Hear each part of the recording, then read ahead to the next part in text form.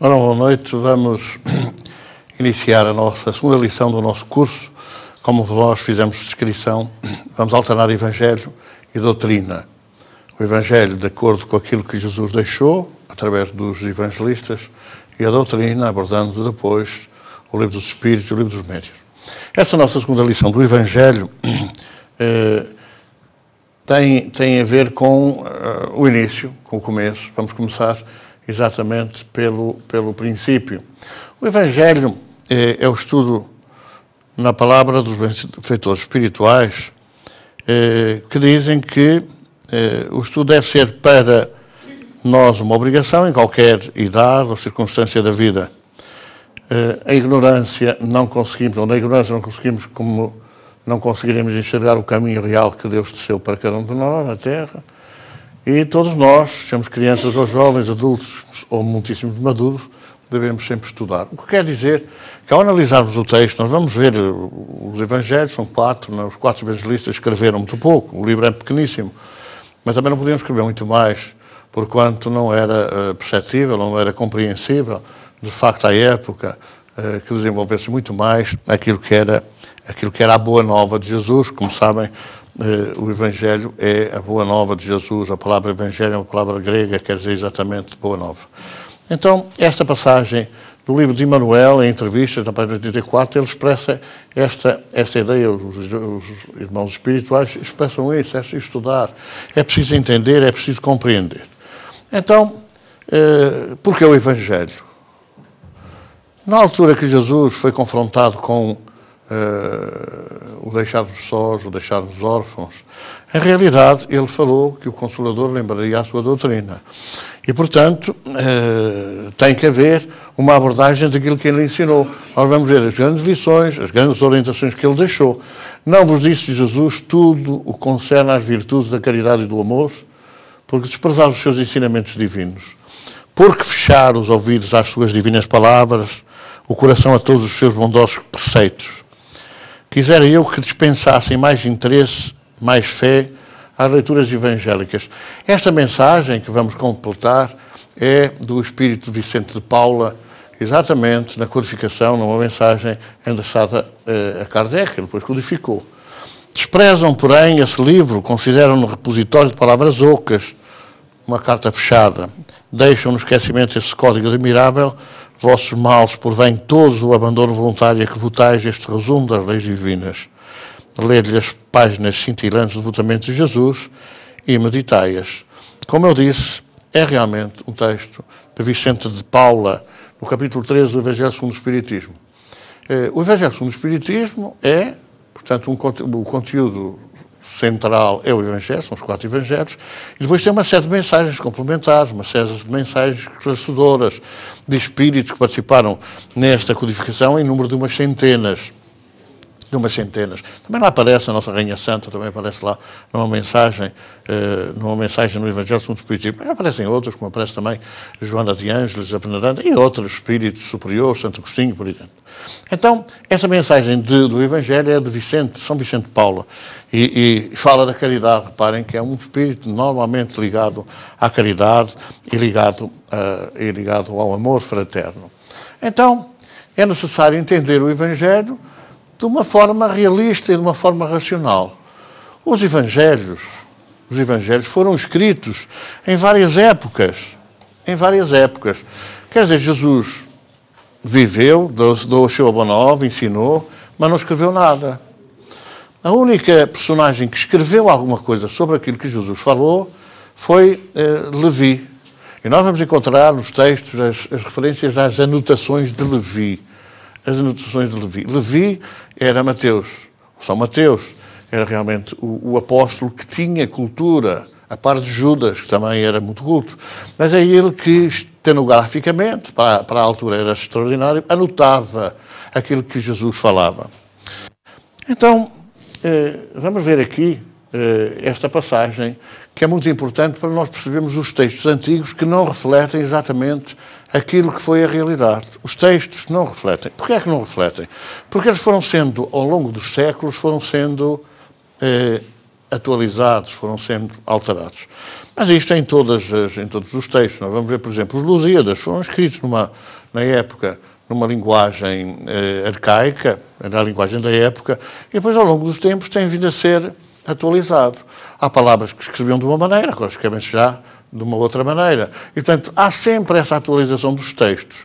Mas os textos antigos, que foram escritos na língua dos povos da época, depois foram traduzidos a várias línguas. Nós vamos, por exemplo, o Livro dos Espíritos traduzido ao português, na edição brasileira, tem uma série de palavras que os brasileiros adotavam. Mas, ao transcrevermos para o português, do francês para o português, a tradução é ligeiramente diferente, porque as frases interpretadas na tradução pelos irmãos do Brasil, ou as interpretadas por nós, são ligeiramente diferentes. E, portanto, os textos não correspondem exatamente àquilo que é o texto original, que é o texto em francês. O texto em francês. E mesmo assim vamos encontrar, por exemplo, a tradução a partir da terceira edição do Livro dos Espíritos. Porquê? Porque é quando a terceira edição já vem completa. A primeira edição tinha 515 perguntas e respostas, algumas adendas, e a terceira tem 1019 perguntas, e também algumas adendas e muitas mensagens esclarecedoras. Então nós vamos ver destas alterações que nós notamos nos textos, que foram sendo feitas de acordo com as conveniências da época, não é? O Antigo Testamento é marcado por muitas modificações. Só muito pouco antes de Jesus é que uma comissão foi realmente nomeada para fazer o estudo do mosaísmo, o estudo, digamos assim, do Antigo Testamento. E isso foi sendo feito ao sabor das conveniências. Este livro que aqui estamos a apresentar, o extrato deste livro, é um dos livros do Antigo Testamento, Deuteronômio. Este livro aparece, segundo a tradição, no século V, por volta do século V, porque o povo, apesar da proibição que havia de profetizarem, de ligarem ao mundo espiritual, de falarem com os espíritos, o povo entretinha sempre nisso, não é? A falar com os espíritos. Quem é que vinha aturá-los nas suas questões, nas suas curiosidades, na busca de satisfazer as suas ansiedades? Eram os espíritos inferiores, eram os espíritos ligados à matéria, eram os espíritos realmente que não tinham nenhum conhecimentos da vida espiritual e viviam mais materializados, mais junto à matéria, mais junto aos prazeres. E, portanto, naturalmente que houve necessidade de impor regras. Só havia uma entidade no Antigo Testamento que era obedecida cegamente, que era Moisés. Ainda hoje, por exemplo, os judeus, ainda hoje, é a figura central de toda a sua doutrina, toda a sua crença religiosa. É Moisés, porque o Messias prometido ainda não chegou, segundo eles. Não é Jesus. Jesus foi perseguido por eles, foi até inclusivamente, foram eles que estiveram por trás da sua condenação, mas não aceitam Jesus como sendo o Messias. Para eles o Messias, o enviado, ainda está para chegar. Então, naturalmente que houve ali uma necessidade de imporem regras, sempre com Moisés como braço de ferro. E este livro, que aqui vemos, o Deuteronômio, foi atribuído, embora só tenha aparecido no século V, para aí 1000 anos, cerca de 1000 anos depois de Moisés, ele foi atribuído a Moisés para ser aceito, para ser obedecido e para impor regras. Então, reparem como, por exemplo, diz assim: quando estás na terra que o Senhor te há de dar, não imitarás as abominações. Eles estão a falar na entrada na terra prometida. Quando este texto é escrito, não foi Moisés que escreveu. Moisés não escreveu coisa nenhuma, Moisés nem sabia escrever. Moisés foi preparado para ser faraó, e os faraós ou os reis não precisavam de ler nem escrever. Tinham os seus assessores, aqueles em que a mandavam, que sabiam ler, escrever, contar e por aí adiante. Então este texto está escrito como se fosse ele. Quando entrares na terra, na terra prometida, não imitarás as abominações dos povos dessa terra. É evidente que foi tudo morto. Todos os povos que existiam na terra chamada prometida, ou na terra de Canaã, da Galileia, por aí de frente, foi tudo dizimado, porque aquela terra, como era dos judeus, lá não podia viver mais ninguém. Amonitas, Dolomitas e outros povos que viviam ali, foi tudo perseguido e foi tudo destruído, ou praticamente passado a fio de espada. Não haja ninguém no meio de ti que faça passar pelo fogo o seu filho ou a sua filha, ou se dê à prática. São orientações que dava Moisés, que por acaso nem conheceu este texto, mas agora no mundo espiritual acho que deve ter conhecido. Não faça passar pelo fogo o seu filho ou a sua filha, ou se dê à prática de encantamentos, ou se entregue a augúrios, à adivinhação ou à magia, ao feiticismo. E aparece isto aqui dentro de parênteses, porque também aparece lá no texto, ao espiritismo. Ora, no tempo de Moisés, Embora o livro só tenha aparecido 500 anos antes de Cristo, a palavra não existia. O aramaico, em que foi escrito o primeiro texto, o aramaico era muito pobre. A língua aramaica tinha cerca de 5.000 palavras, 5.000 vocábulos. E, portanto, havia palavras que eram expressas para dizer várias coisas. Nós devemos falar nisso, quando chegarmos à reencarnação. Nós vamos ver a palavra que havia, era a ressurreição, não havia reencarnação. Era uma palavra que não existia no dialeto, na língua aramaica. E, portanto, havia palavras que iam dizer várias coisas. Dependia da preposição que se colocasse antes ou depois. Ressuscitar em. Ou ressuscitar de, a preposição ou a preposição de.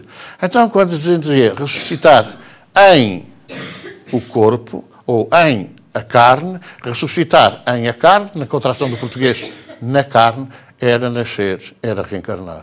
Ou ressuscitar de a carne, era ressuscitar da carne, era sair do corpo, era mostrar-se vivo em espírito, que foi o que aconteceu com Jesus. Portanto, essa palavra era ressuscitar. O de ou o na é que expressavam aquilo que queria dizer a ideia, que a palavra queria expressar. Então, não havia, a palavra espiritismo não era conhecida. A palavra espiritismo é uma palavra que aparece, nem os gregos a conheciam, nem os romanos, nem o latim, não havia esta palavra. Ela surge em 1857. E quando nós vamos ler este livro, o Deuteronômio, que existe nas boas bibliotecas de 1824, porque digamos assim, a análise e a atualização dos livros era de 100 anos, aproximadamente. Há um texto que está aí nas bibliotecas de 1824. Quando nós vamos ver esta passagem, acaba ali efeticismo. Termina ali. Este livro é lido muitas vezes, por exemplo, quando a Igreja Católica faz a chamada reflexão coletiva. Por exemplo, as pessoas não têm tempo de se confessar, vão a um passeio, vão a uma romaria, a qualquer lado, querem comungar, e então, como não há possibilidade de se confessar individualmente, faz-se uma reflexão coletiva. E então o sacerdote começa a perguntar: pactuou com isto, pactuou com aquilo, e as pessoas vão dizendo não, ou sim, ou não, e no final arrependem-se porque é pedido o arrependimento. É um livro que é lido para essa reflexão, para a confissão chamada coletiva. E, então, no 1824, termina ali, não há espiritismo. A outra atualização a seguir, que é cerca de 1924, eu por um acaso, quando eu estive a estudar para escrever um artigo no jornal sobre factos espíritas na história, quando eu estive a estudar essa parte, estava no Instituto Superior de Altos Estudos Militares, e requisitei nas bibliotecas, curiosamente deram-me de 1824. É uma biblioteca antiga, quer dizer, já com muitas obras de várias edições, e então um dia eu peguei neste e estudei. E quando depois fui outra vez, no dia seguinte, para continuar o meu estudo, requisitar outro livro, o Deuteronômio, da Bíblia, portanto, o Antigo Testamento, deram-me um de 1924, não era igual, mas pensei, isto deve ser a mesma coisa. Quando eu vou ler, aparece a palavra espiritismo, quer dizer, na 1824 não aparece, da 1824 a 1924 já aparece. Foi acrescentar depois de ter sido dado o nome à doutrina espírita de espiritismo. Portanto, estes textos, esta atualização dos textos é feita de acordo com interesses, por vezes, interesses dos religiosos que fazem, em determinada época, as suas interpretações e que adaptam às suas conveniências. Nós vamos ver estes textos proibidos no século X, do século XI, foram proibidos. O povo não podia ler estes textos, porque havia lá muita coisa, não é que metesse confusão, mas que desmentia as orientações dos religiosos, que não da religião. Porque os textos são da própria religião, mas os religiosos que interpretavam ao sabor das suas conveniências, ou que lhe davam interpretação. E por isso é que nós chegamos, por exemplo, há 70 ou 80 anos, até há menos, que as celebrações religiosas eram em latim. E hoje ainda muita gente se habituou, porque ninguém percebia nada de latim, se habituou a assistir a uma coisa que não ouvia e reza o terço. Reza o texto durante a celebração, porque aquilo que era dito de Dominus Vobiscum, é de não sei o quê, é de glória e tal, ninguém entendia porque era latim. Orar pro nobis, por exemplo, era orai por nós. Mas no português dizia orar pro nobis, orar pro nobis, orar pro nobis. E claro, quer dizer, a pessoa dizia aquilo sem saber que aquilo queria dizer orai por nós. Agora já começa a ser, já há uns 50 anos que isso foi alterado. Embora para os protestantes, por exemplo, na altura da revolta de Martinho Lutero, que se rebelou contra a sua própria religião, que era a religião católica, quando isso acontece, ele achava que o povo devia conhecer o Evangelho de Jesus na sua língua, para saber o que é que Jesus ensinou, para saber aquilo que Jesus tinha deixado para nós seguirmos. Isto para dizer que realmente nas traduções, de facto, há modificações, há alterações. É claro que nós vamos analisar aqui alguns aspectos, estamos a falar na primeira edição do Evangelho, na primeira abordagem, e então vamos ver, por exemplo, isto aqui. No templo, Jesus entrou no templo e expulsou dali todos os que nele vendiam e compravam. Derrubou as mesas dos cambistas e as bancadas dos vendedores. Bom, isto é uma referência no Evangelho de Mateus. Foi mesmo assim? Terá sido mesmo assim? Ou terá sido uma adaptação, um acrescento, para que realmente as pessoas que mercadejavam, que vendiam nos lados das igrejas à volta, em determinada época, e não querendo que fosse seguido aquela prática, será que não foi acrescentado ao texto isto? Ninguém está a ver Jesus com umas cordas na mão, a correr aquela malta toda do... Ele impunha-se pela sua superioridade moral e pela forma como magnetizava toda a gente, que bastaria uma palavra para toda a gente sair. E eles que eram até avessos a Jesus e que eram inimigos de Jesus, os judeus, não iam permitir seguramente uma prática destas. Agora, esta expulsão dos vendilhões do templo pode ter sido dito no sentido de que o nosso templo, que nós somos templos do Espírito, está cheio de vendilhões. E é bom que nós peguemos nessas coisas erradas que temos cá dentro, daquilo que nós fazemos de mal, e nos libertemos disso, porque são vendilhões que estão num templo sagrado, que é o nosso corpo, é a casa do Espírito. E nós temos gravado isto nos nossos hábitos, nas nossas inclinações, nas nossas tendências, nas tentações que todos os dias nos surgem pela frente. Então o Espírito conduziu Jesus ao deserto a fim de ser tentado pelo demónio. Jejuou durante 40 dias e 40 noites. É claro que Maomé também diz que fez a mesma coisa, não é? Porque há uma repetição, quer dizer, há uma cópia, há uma prática muito antiquíssima, não é? O sacrifício do Cordeiro que vamos agora comemorar, não é? Que é o Cordeiro de Deus, o sacrifício do Cordeiro de Deus. O sacrifício do Cordeiro gordo do rebanho é antiquíssimo. É uma prática que remonta ao tempo de Abraão, por exemplo, quando o Senhor deu a ordem e ele não hesitou. Vai sacrificar o teu cordeiro, vai sacrificar o teu primogênito. E Abraão não hesitou, com prova de fé, pegou no filho mais velho e subiu à pira dos sacrifícios para o matar. E quando já estava para o sacrificar, era uma prática antiga da Mesopotâmia, do Egito, de todas as grandes civilizações. Era, perante Deus, o sacrifício por Deus nos filhos mais velhos, nos filhos primogênitos. Não é por outra coisa que não seja isso, aquilo que aconteceu com as pragas do Egito, que voltou-se aquilo que é o feitiço contra o feiticeiro.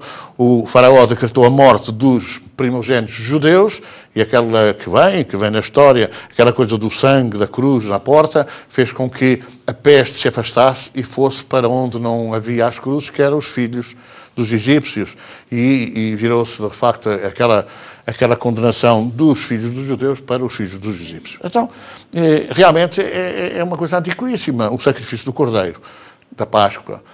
Na altura que Jesus foi crucificado, passou a ser o sacrifício do Cordeiro de Deus. Do Cordeiro de Deus.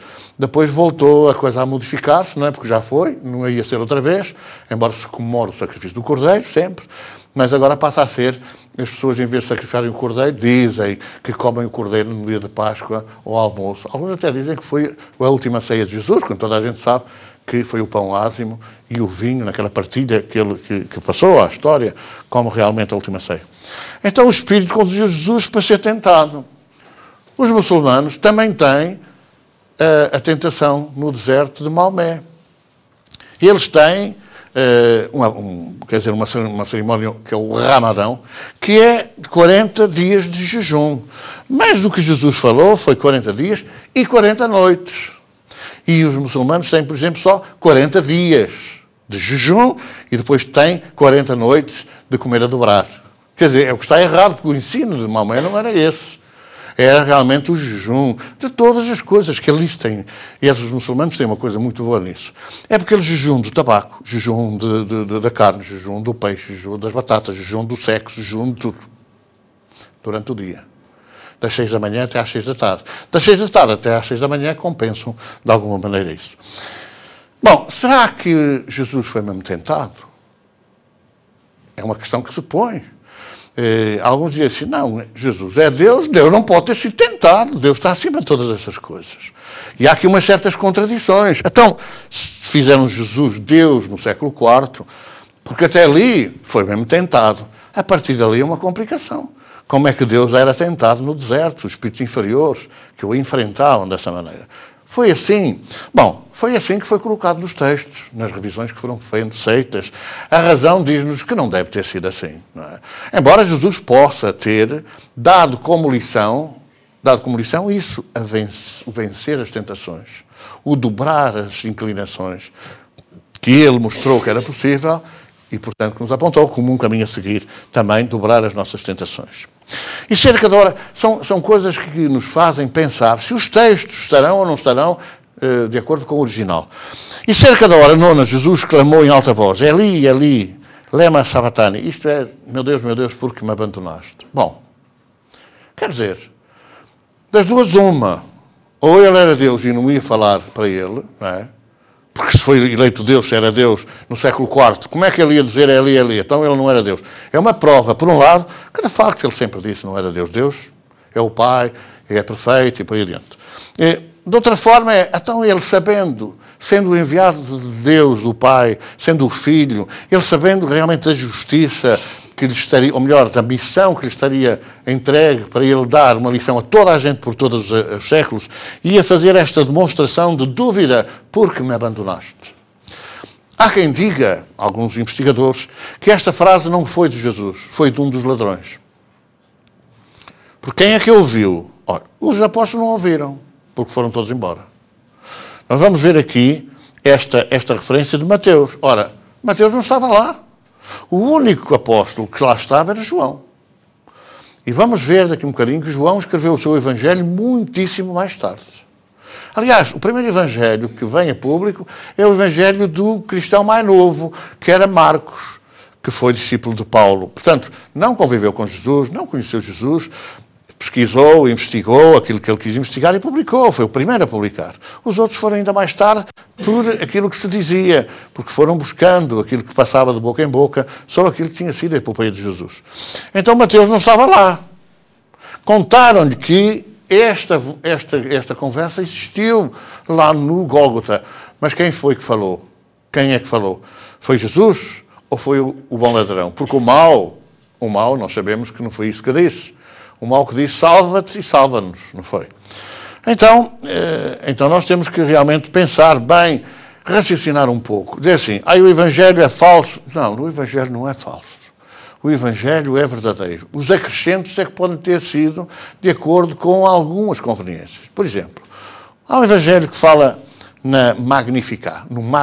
Magnificar é uma palavra latina, é de latim. Ora, eles falavam em aramaico. Então o que é o Magnificar? O Magnificar é a Magnífica. Maria subiu para visitar a sua prima Isabel, né, que estava grávida, e ele anunciar que tinham-lhe dito que ela ia ser mãe do Salvador, que ia ser mãe de Jesus, e então chegou ao pé de Isabel e disse, Isabel, minha prima, eu sou a Magnífica, eu sou a escolhida, eu sou a melhor, eu sou a... Ninguém acredita que Maria tivesse dito nada disso. Maria era uma jovem simples, muito simples. Teria nessa altura 15 anos, pouco mais de 15 anos. Ela não ia dizer à prima, eu sou a magnífica, eu sou a escolhida, eu sou a melhor de todas. Não ia dizer, seguramente não ia dizer isso, porque ela era humilde a ponto de estava grávida. Com certeza que estava grávida. E também não ia dizer que aquela gravidez era esquisita, porque ela não tinha conhecido o homem. Isso também foi tudo coisas adaptadas a partir do século IV, quando era necessário, para que houvesse um Deus, não conhecer homem. A mãe ter que ser virgem, porque era assim, na mitologia, que eram tratadas as sacerdotisas dos templos, que eram as virgens mais bonitas da povoação, que eram entregues ao templo para servirem o Deus Criador. Mas elas chamavam-se as sacerdotisas, provavelmente era por intermédio dos sacerdotes que Deus serviria delas, só se fosse assim, e não era o Deus verdadeiro. Por isso eram sacerdotisas. Mas aquilo foi desde muito antigamente, desde as civilizações mais antigas, que eram as virgens entregues aos templos para servirem ao Deus Todo-Poderoso e terem os deuses da mitologia. Embora neste caso concreto, por exemplo, como é que há três pessoas distintas, não é? É o Deus Pai, o Deus Filho e o Deus Espírito Santo. É assim que nos ensinaram. Então, como é que o Deus terceira pessoa, Espírito Santo, vai criar o Deus segunda pessoa, Jesus Cristo? Então, devia ser Deus, Espírito Santo e Jesus. Deus, os seus enviados e o Filho. Portanto, há aqui algumas teorias que são, digamos assim, dogmáticas, são teológicas. É da teologia, porque teologia é a ciência que estuda Deus. Imaginem, como é que os homens podem dar ao luxo de estudarem Deus, quando não se entendem a si próprios? Como é que estudam a causa primeira, se não sabem distinguir os efeitos? São várias coisas que a gente tem que analisar.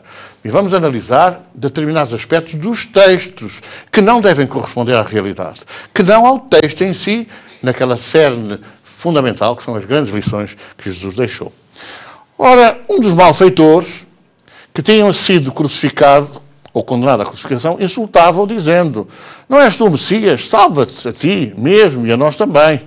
Mas o outro, tomando a palavra, repreendeu: nem sequer temes a Deus, tu que sofres o mesmo suplício. Quanto a nós, fez-se justiça, pois recebemos o castigo que nossas ações mereciam. Mas ele nada praticou de condenável. E acrescentou: Jesus, lembra-te de mim quando estiveres no teu reino.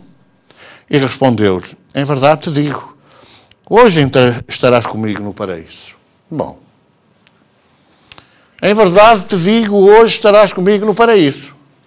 Era um texto muito bem entregue ao nosso Prémio Nobel da Literatura, não é? Porque, realmente, ele escreveu vários livros sem pontuação, sem vírgulas, sem pontos finais. Dá para nós interpretarmos isto à maneira que for mais conveniente. Em verdade te digo, vírgula. Em verdade te digo hoje, vírgula. Em verdade te digo, vírgula. Em verdade te digo hoje. Qual é que está certa?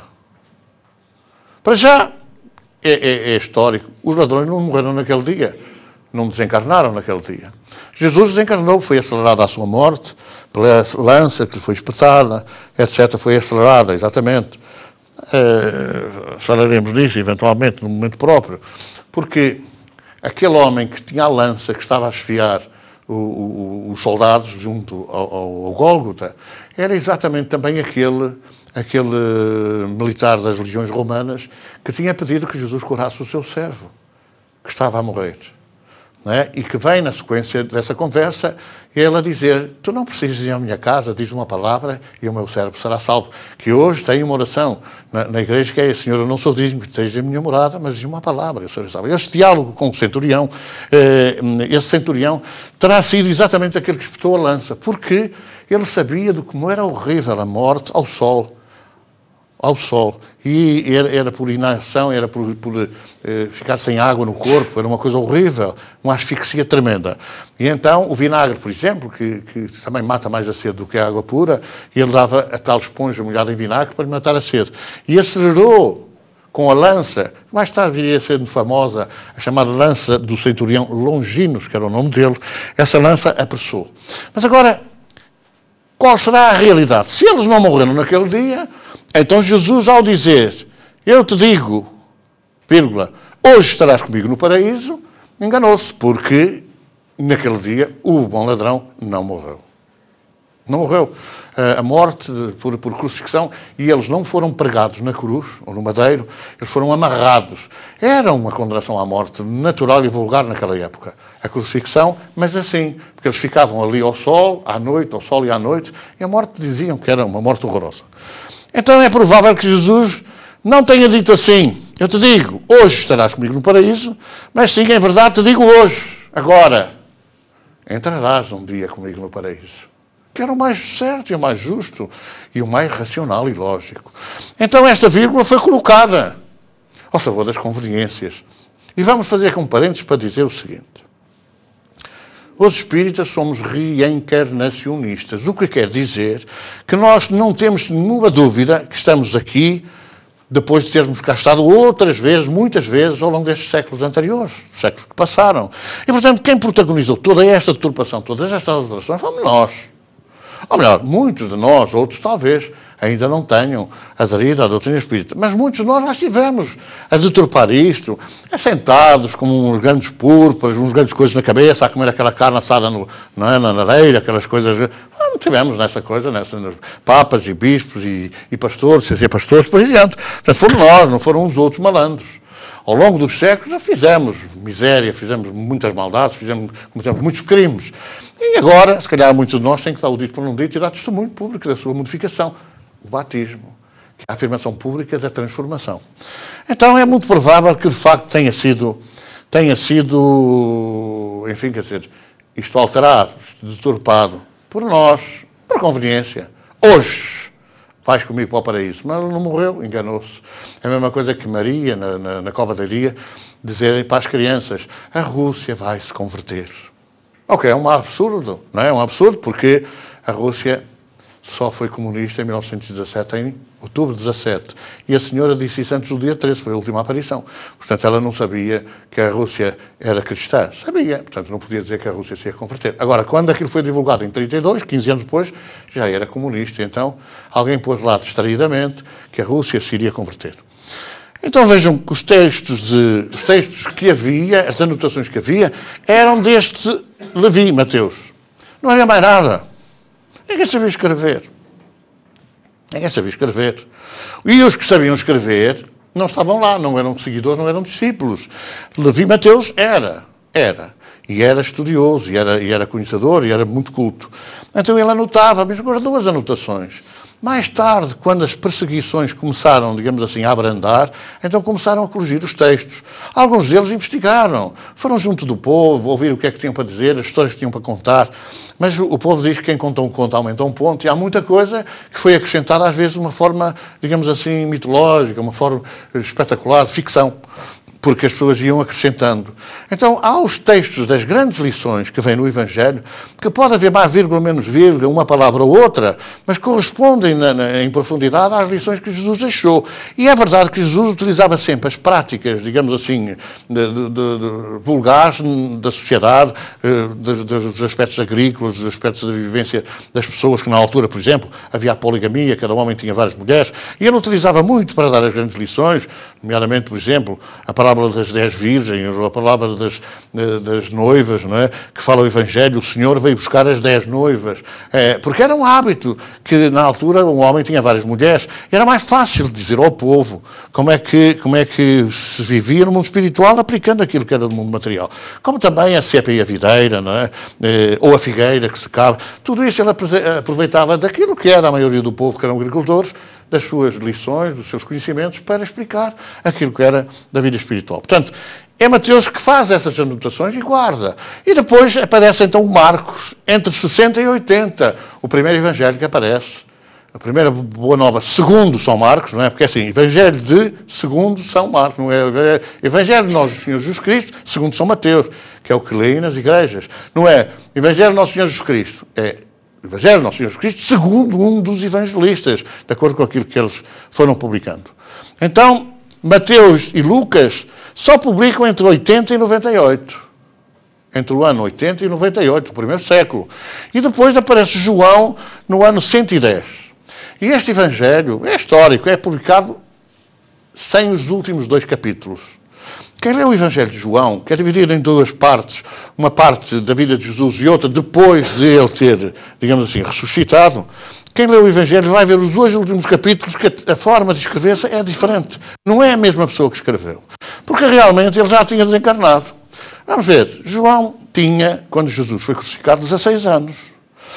Em teoria, Jesus teria 33 anos. O que quer dizer que foi no ano 33 que ele desencarnou, tirando 16 anos, foi no ano 17. O que quer dizer que, ao ser publicado em 110, João era muito idoso, era de facto, já tinha mais de 90 anos. Só que ele não teve tempo de escrever tudo, e ele presenciou. Ele como ninguém, porque ele esteve no Gólgota, ele esteve ali, enquanto os outros todos fugiram. Então ele pode testemunhar aquilo que ouviu, pode certamente. Então só aqui aparece incompleto, que depois é completado. Alguém o completa de acordo com aquilo que os outros tinham, de facto, escrito. No século III,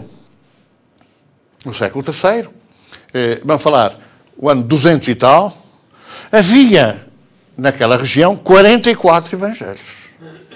Não havia 4. Havia 44. Alguns apareceram agora, por exemplo, os papiros do Mar Morto, ou os evangelhos chamados apócrifos. Porquê? Porque iam contando e que não havia tipografia, não havia a repetição dos textos, era feita toda à mão, era toda manual, era feita por uma quantidade de gente chamada os copistas, copiavam os textos, e numa letra muito bem desenhada, etc. Então começaram a haver vários a escrever o Evangelho segundo, ou decalcando, dos conhecimentos que vinham dos outros evangelistas. E é nesta altura, não é, que São Jerónimo, na altura não era santo, não é? Jerónimo, que era um dirigente religioso, analisou os textos e propôs os atuais 4. Os atuais 4. E ele considerou que aqueles 4 eram os que eram mais próximos nos seus conteúdos. Todos os outros faziam, às vezes, coisas mirabolantes, às vezes acrescentavam coisas que, de facto, não tinham nada a ver com a realidade religiosa da vida de Jesus, ou dos ensinamentos que ele realmente deixou. E, portanto, nós vamos ver aqui esses 44 evangelhos a serem proscritos, 40, ficarem 4, e depois vão aparecer mais tarde. Vão aparecer, vão ser encontrados textos que até nem se sabe muito bem se não foram inventados, se não foram acrescentados. Nós vamos ver, por exemplo, o Código da Vinci, que aparece agora aí, feito por gente que nem sequer viveu com o Leonardo da Vinci, não é? Nem sequer o conheceu. E também o Leonardo da Vinci, também só se foi numa reencarnação anterior, que tenha imaginado aquelas cadeiras de espaldar, aquela mesa que era um regalo, não é? Em castanho daquele mais bem trabalhado, onde se deu a última ceia, quando toda a gente sabe que foi de pé e foi quase na despedida, estava quase por Jesus para ser preso, já estava a ser perseguido. E, portanto, Judas saiu ao pé deles para ir ter com aqueles a quem o tinha vendido, uma obsessão tremenda. E, portanto, naturalmente, que não era nada daquilo. Mas o Leonardo da Vinci colocou aquela gente numa coisa digna, dizendo, não, eu vou pôr aqui numa grande fotografia e tal, e imaginou aquilo. Algumas das caras que aparecem, até muitas vezes são autorretratos. Por exemplo, a Gioconda, o autorretrato do pintor. A Gioconda, aquela cara, é um autorretrato, era um homem que pintou aquilo e pôs os cabelos a fazer de conta que era a Gioconda. Mas há muitos pintores que fazem, que se autorretratam, e há muitas telas que pintam que são com as suas próprias caras. Então, São Jerónimo fez, propôs e foi aprovado pelos dirigentes. E é preciso dizer que não havia nem padres, nem papas, nem cardeais, nem nada disso naquela época. Até ao século IV, ao Concílio de Niceia, ao segundo Concílio de Niceia, 335, não havia, essa coisa não existia. Não havia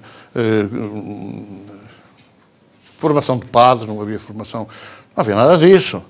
Eram escolhidos dentre aqueles que eram de maior confiança.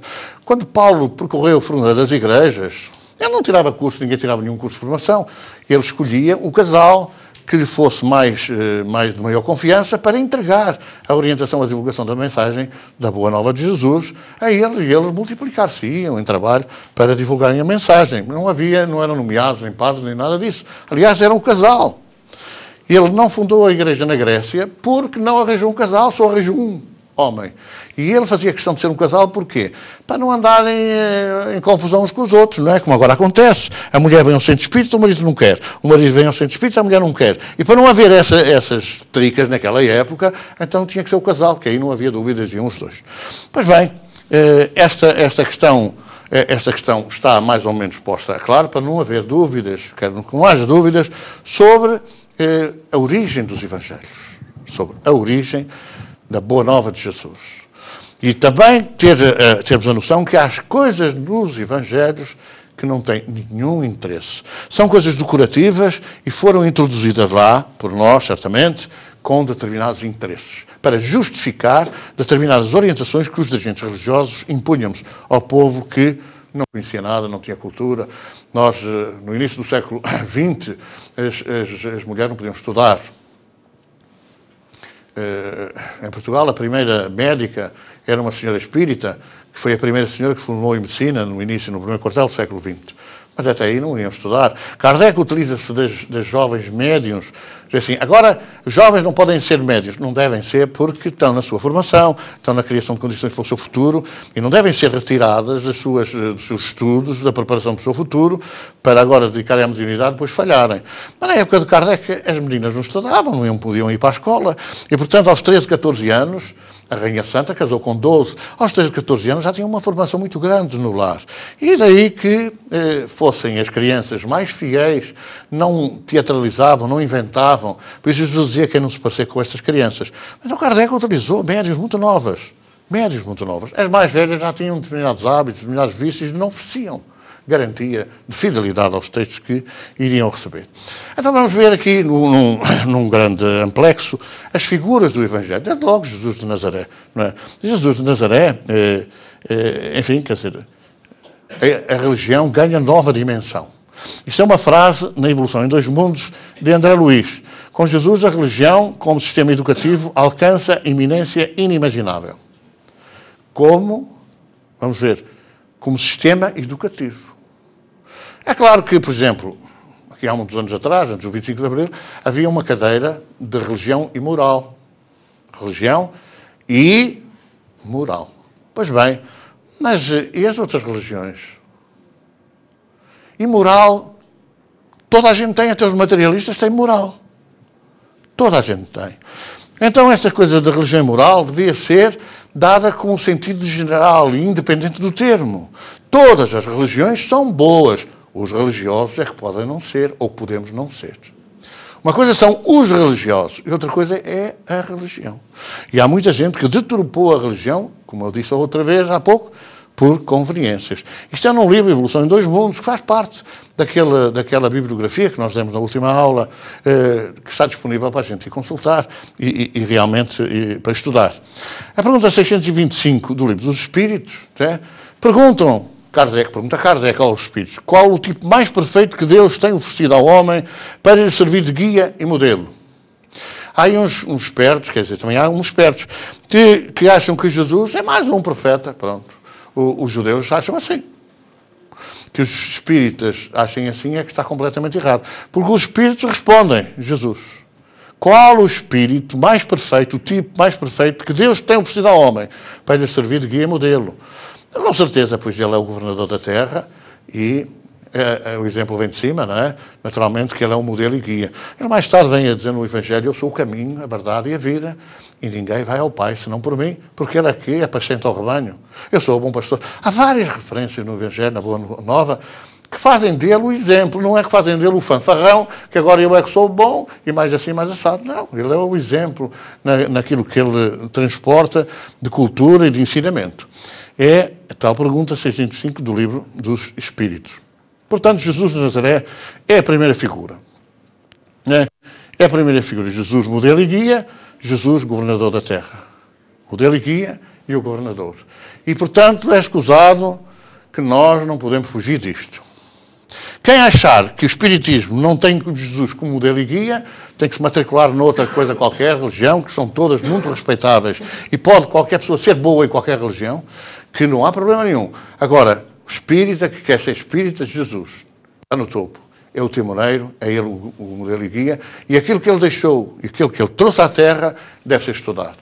Nós vamos ver porque é que deixou de ser o cristianismo para passar a ser o espiritismo. Porque é evidente que nós deturpamos tudo. Bom, Maria de Nazaré e José. Já tivemos a oportunidade há pouco tempo de falar de José. José foi uma figura que se apagou na história, a partir do século IV. A partir do século IV, José apagou-se. Ficou só Maria. Maria a Virgem. Maria, a Virgem que foi mãe de Deus, na significação da relação com o Espírito Santo, que era a terceira pessoa e não era a primeira. Vejam só. Então, Maria de Nazaré e José. José não era de Nazaré. Ou melhor, não se chamava José de Nazaré. As mulheres é que os nomes tinham o acrescento da terra, da cidade, da aldeia onde viviam. Maria de Magdala, outras que vêm no Evangelho. Este casal, os dois, são, na tradição do Antigo Testamento, descendentes da casa de David. As profecias antigas que anunciavam a vida do Messias diziam que ele havia de nascer de dois descendentes da casa de David. E por linhas, digamos assim, divergentes, que depois convergiram naquela época, Maria era da casa de David e José também era da casa de David. Um pormenor muito interessante que aqui vale a pena nós analisarmos, porque há muita gente aí às vezes a fazer comentários esquisitos sobre isso. Maria de Nazaré era só mais nova que José, mais de 30 anos. A diferença de idades era por volta de 30 anos, 33, 34. Porquê que era assim? Era uma prática cultural da época. As jovens sentiam mais segurança nos homens mais velhos, já instalados na vida, já com a sua independência económica, já com trabalho garantido. Então era uma segurança. E os homens também iam escolher as jovens, não é? As mais novas, como é natural. Isso até nem foge nada aquilo que até é compreensível. No Brasil, por exemplo, que há poucos anos atrás, era a mesma coisa. As jovens sentiam-se mais seguras, os homens mais velhos. Era uma prática, era um hábito, essas ligações de homens mais velhos que as mulheres. Depois partiu dali e foi para a sua terra acompanhado pelos discípulos. Chegado o sábado, começou a ensinar na sinagoga. Os numerosos ouvintes enchiam-se de assombro e diziam: de onde é que isto lhe vem e que sabedoria é esta que lhe foi dada? Como superam tão grandes milagres por suas mãos? Não é ele o carpinteiro, filho de Maria e irmão?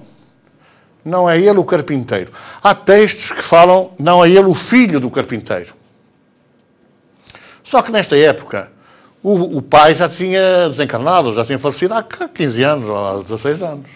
E, portanto, não é muito vulgar que se fale hoje, por exemplo, para referir a determinada pessoa, no pai que já faleceu há 15 anos, ou há 20 anos, ou há 30 anos. Não é este o filho de não sei quem, não é aquele o filho de não sei quem.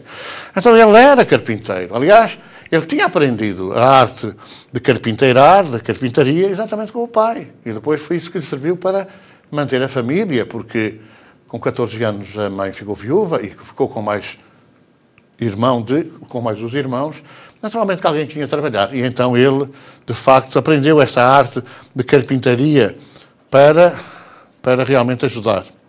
Estava ele ainda a falar à multidão quando apareceram sua mãe e seus irmãos, que do lado de fora procuravam falar. Disse-lhe alguém: a tua mãe e os teus irmãos estão lá fora e querem falar-te.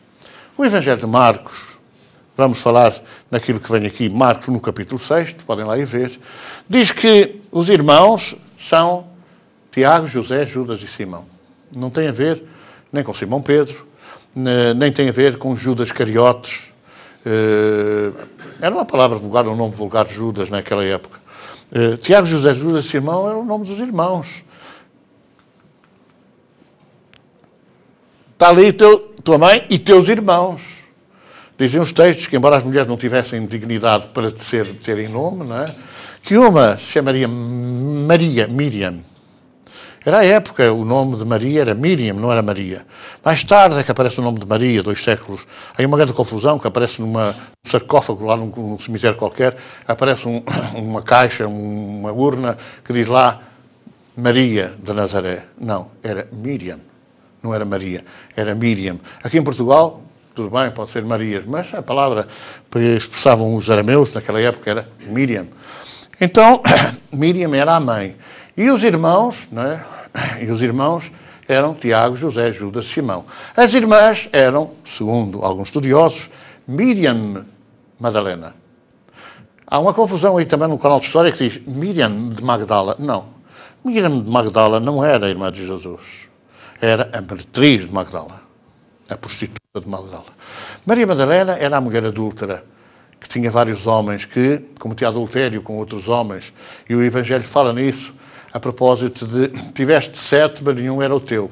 Jesus, de alguma forma personificando a cura, o afastamento de 7 espíritos diabólicos ou demoníacos de Maria, que representavam cada um os amantes que ela tinha tido, os homens com quem tinha cometido adultério. E então, de facto, eram 7, mas nenhum era o teu marido. Então Maria Madalena é uma, e Maria de Magdala é outra. E há os estudiosos que dizem que Miriam Madalena era irmã de Jesus. Era uma das irmãs que tinha sido proscrita pela família pelo seu comportamento. E tudo indica que aquele perdão na areia que Jesus lhe dedica e que acaba por fazer com que ela nunca mais deixe de o seguir, de andar com ele, que é realmente o regresso da irmã ao lar, o perdão que lhe era concedido para ela voltar à família. A outra, que passou despercebida e que não há grandes notícias sobre o seu destino, chamava-se Xossana. Xossana era uma palavra que em português quer dizer Joana. Xossana de Cusa, não era Joana de Cusa, era Xossana. Xossana era a segunda irmã de Jesus, eram 5 rapazes e 2 raparigas. Então, quando em Mateus dizem que está a tua mãe e os teus irmãos, homens, Porque os irmãos homens estavam em casa e tinham vivido até ali à custa do trabalho de Jesus, que tudo indica que era um extraordinário artista na arte da carpintaria, ou da marcenaria, como hoje se diria. E há estudiosos que, inclusivamente, referem obras em talha de madeira, ainda no Médio Oriente, assinadas por ele, que era realmente um trabalhador exímio. Quando chegou a época de entregar a carpintaria de Nazaré aos irmãos, entregou e foi cumprir a sua missão. Só que eles eram os mandriões, não queriam trabalhar, e então levaram Maria a ir encontrar-se com ele, porque eles diziam, só quero mulheres da vida, só quero mulheres não sei quantas, com gente de ralé, com gente atrasada, que não sabe ler nem escrever, pescadores e não sei o quê. E ela, coitada, teve que aceitar que os filhos a levassem lá, e é quando ele aparece. E Jesus fala depois, e quem é minha mãe? E quem são meus irmãos? Um texto que algumas pessoas já conhecem, e se não conhecem podem lá ir ver no texto de Mateus. E quem é minha mãe? E quem são meus irmãos? Quem fizer a vontade do meu Pai que está nos céus é meu irmão, minha irmã e minha mãe. Sinalizando aqui uma lição extraordinária que é, às vezes, fora do nosso lar, é que nós temos pessoas que se afinam connosco. Às vezes, fora do lar, é que nós temos irmãos de verdade. E no lar, às vezes, temos inimigos a sério. Então, e também temos amigos, com certeza que não é tudo assim. Portanto, a consanguinidade, muitas vezes, dá a possibilidade de nós podermos mudar, enfim, as nossas relações do passado. Depois disso, andava Jesus pela Galileia, pois não queria andar na Judeia, porque os judeus procuravam matá-lo. Estava perto da festa dos tabernáculos, a festa judaica, e os irmãos, não é? Dizem, sai daqui e vai para a Judeia, a fim de que os teus discípulos também verem, assim que eles vejam as obras que tu fazes. Pois ninguém que pretenda ser conhecido atua em segredo. Já que fazes estas coisas, manifesta-se ao mundo. De facto, nem os irmãos acreditavam nele. E eram invejosos, porque ele certamente não tinha dado razão aos irmãos, não tinha voltado para a carpintaria, para que eles continuassem debaixo das palmeiras, debaixo das bananeiras, entre aspas, a descansar, porque eram assim muito cansados. E há outras figuras, então, do Evangelho: Maria de Magdala, Lázaro, Marta e Maria, as irmãs de Lázaro, Maria de Madalena, o soldado romano, o centurião, que era longínquos, os leprosos, o cego de nascença, a samaritana, o samaritano da parábola, não é? O raca, cuspiam para o lado, Anás e Caifás, que são os sacerdotes, Pilatos e Herodes, que são duas figuras que acabaram mal, qualquer deles com grandes obsessões e com a loucura, acabaram por desencarnar loucos. E há aqui duas figuras muito importantes, Públio Lentulus e Lívia. Este Públio Lentulus é uma figura próxima de Pilatos, que lhe sugere que ele diga ao povo quem é que eles querem escolher, ou Barrabás ou Jesus. É uma sugestão que lhe é dada quando Jesus cura a própria filha. Cura a própria filha de uma doença incurável. E ela pede ao pai, vai procurar Jesus, que ele cura-me. E ela vai ao encontro de Jesus, mas não chegou lá, não teve coragem. Só que enquanto ele ia ao encontro, Jesus apareceu à menina e curou-a. E apareceu-lhe a ele na estrada. Então esta figura de Públio Lentulus vai depois ser conhecida mais tarde como Emanuel, ou melhor, mais tarde como o padre Manuel da Nóbrega, que foi um dos missionários portugueses para o Brasil, que fundou a cidade de São Paulo, e depois como Emanuel, que era o guia de Francisco Cândido Xavier. É a mesma figura, Públio Lentulus. Há uma carta escrita por Públio Lentulus a César, quando César lhe pergunta quem é esse que anda para aí a dizer tanta coisa, que faz coisas extraordinárias, esse tal de Jesus. Então há uma carta que Públio Lentulus escreve a César a falar sobre realmente a figura de Jesus. Depois aparecem aqui os apóstolos Pedro, André, Tiago, João, Mateus, Filipe, Bartolomeu, São Tomé, Tiago, o menor, Simão, o Zelote, porque há ali outro Tiago, não é? E há Judas, irmão de Tiago. É a figura última, talvez que havia vários Judas Cariotes. E é preciso que se diga que este Judas Cariotes é uma figura de obsessiado, de dominado pelos espíritos das trevas, e nós vamos ver, na altura própria, exatamente, vamos ver que esta figura nos abre a porta para o entendimento das obsessões, para o entendimento das subjugações. Porque quando ele tomou consciência do ato que tinha praticado, não resistiu ao sofrimento e suicidou-se. O crime que ele tinha praticado contra o seu amigo, só deu conta depois dos espíritos terem levado o seu desejo a termo, não é? A entrega de Jesus, e depois afastaram-se, ele ficou livre dos espíritos e ficou consciente do crime. Bom, é a nossa primeira abordagem do Evangelho. Nós iremos agora desenvolver, ao longo das nossas próximas lições, o tema Evangelho e analisar, em paralelo, aquilo que, abordando na lição do Evangelho, deve ser esclarecido à luz da doutrina. O Consolador lembrará o que vos tenho dito e esclarecerá todas as coisas. Nós vamos pegar agora no Livro dos Espíritos e no Livro dos Médiuns e explicar tudo isto que o Evangelho refere na questão da mediunidade, a questão dos Espíritos que manifestam, a questão das grandes lições da vida. Porque o Livro dos Espíritos é a filosofia da vida e o Livro dos Médiuns é a história da investigação sobre a mediunidade, as relações que há entre o mundo material e o mundo espiritual. Chegamos ao final da nossa primeira lição. Gostaria de colocar a seguinte questão a vocês. Qualquer dúvida, qualquer pedido de esclarecimento sobre o tema que nós abordamos na nossa lição, devem colocar por escrito e entregar-me aqui depois. Porque nós vamos reservar umas das lições para dar resposta às dúvidas.